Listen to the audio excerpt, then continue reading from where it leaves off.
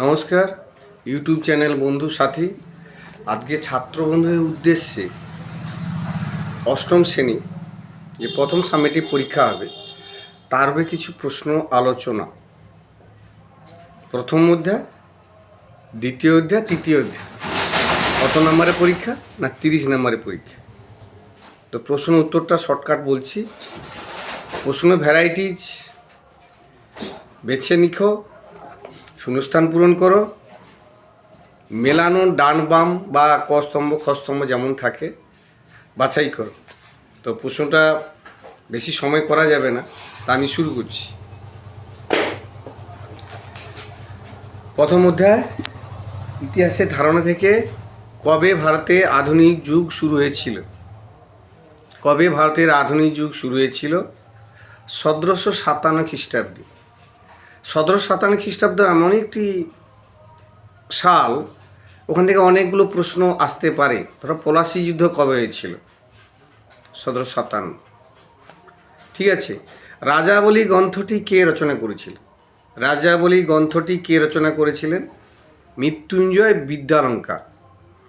ভারতের ইতিহাসের যুগে কয়টি ভাগে ভাগ করা হয়? ভারতের ইতিহাসের যুগে কয়টি ভাগে ভাগ করা হয়? 3টি, বিভিন্ন অ্যাঙ্গেলে। প্রাচীন যুগ, মধ্যযুগ, আধুনিক যুগ। পাথরকে দিয়ে ভাবলে বলা হবে নব্যপ্রস্তর যুগ, মধ্যপ্রস্তর যুগ, প্রাচীন প্রস্তর যুগ, বা ঘুরিয়ে উল্টাটা। নাদির শাহ কবে ভারত আক্রমণ করেছিল? নাদির শাহ কবে ভারত আক্রমণ করেছিল? না 1738 থেকে 1739 খ্রিস্টাব্দ নাগাদ।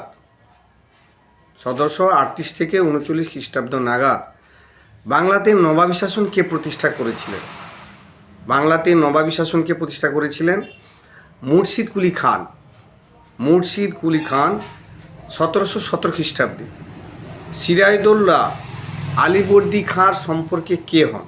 সিরাজউদ্দৌলা আলীবর্দী খান সম্পর্কে কে হন? বইতে আছে দহিত্রী অথবা নাতি। অপশান যেমন থাকবে সেইভাবে লিখতে হবে। মুর্শিদ কুলি খান কবে মারা যান? কারণ মুর্শিদ কুলি খান মারা যান এবং বাংলার শেষ স্বাধীন নবাব না, মুর্শিদ কুলি খান মারা যাওয়ার পর আলীবর্দী খান দায়িত্ব পেয়েছিল। তো মুর্শিদ আলী খান কবে মারা গিয়েছিল? 1727। হায়দ্রাবাদে নিজামী শাসন কে প্রতিষ্ঠা করেছিলেন? এখানে একটু ফ্যাক্টর আলাদা।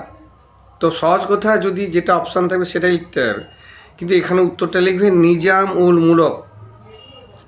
এখানে ওই নিজাম উল মুলক ওই ব্যক্তির নাম মীর কাসিমউদ্দিন, আবার ওই ব্যক্তির নাম আসফ জাহ।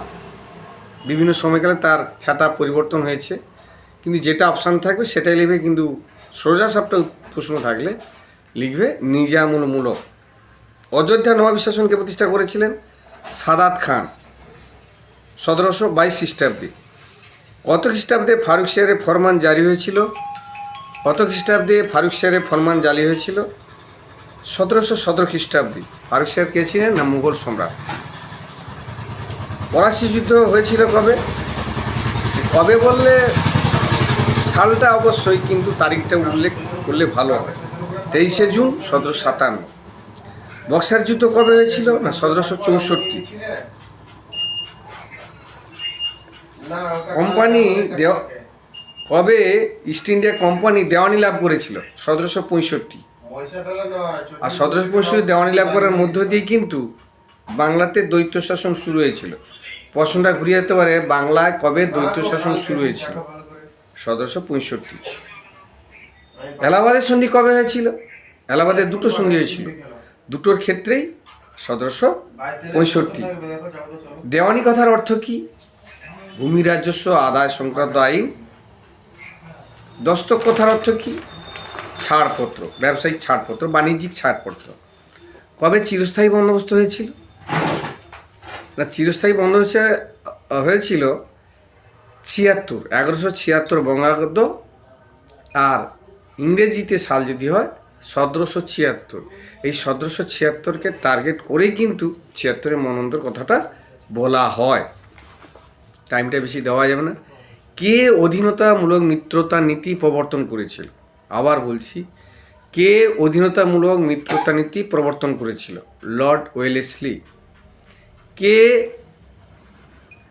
প্রথম অধীনতামূলক মিত্রতা নীতি মেনে নিয়েছিলেন হায়দ্রাবাদের নিজাম প্রথম এই অধীনতামূলক মিত্রতা নীতি মেনে নিয়েছিলেন। সত্যবিলোপ নীতি প্রবর্তন কে করেছিলেন? সত্যবিলোপ নীতি লর্ড ডালহৌসি। শ্রীরঙ্গপত্তমের সন্ধি কবে হয়েছিল? কাদের মধ্যে হয়েছিল? না 1799 খ্রিস্টাব্দে। কথা বলুন, 1799 খ্রিস্টাব্দে। ইংরেজ East India Company, Mysore. Tipu Sultan কথাটা মনে রাখলেও চলবে, না রাখলেও মহীশূর বললে হবে। বন্দিবাসী যুদ্ধ কবে হয়েছিল?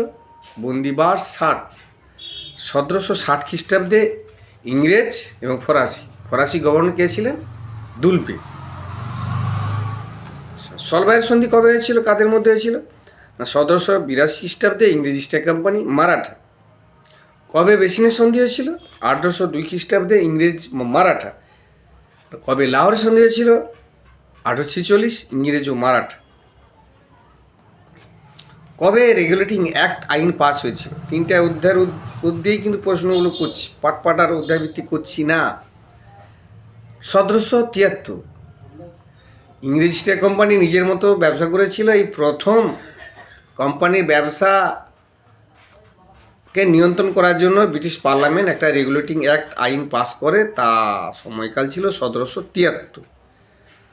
আর তার যে বিচারধারা, আইনের ধারা, তার জন্য একটা কোর্ট প্রতিষ্ঠা হয়েছিল। কোর্ট অর্থাৎ কবে কলকাতা সুপ্রিম কোর্ট প্রতিষ্ঠা হয়েছিল? 1774। ওই রেগুলেটিং অ্যাক্ট আইনের নিরিখেই ভিত্তি করেই 1774 খ্রিস্টাব্দে কলকাতা সুপ্রিম কোর্ট প্রতিষ্ঠা হয়েছিল।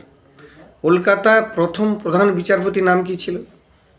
অর্থাৎ সুপ্রিম কোর্টের প্রথম প্রধান বিচারপতি কে ছিলেন?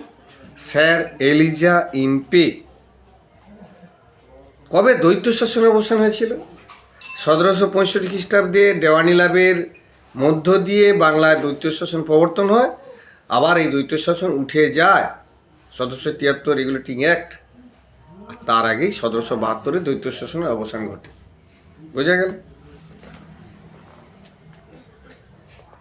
কর্নওয়ালিস কোর্ট কবে চালু হয়েছিল?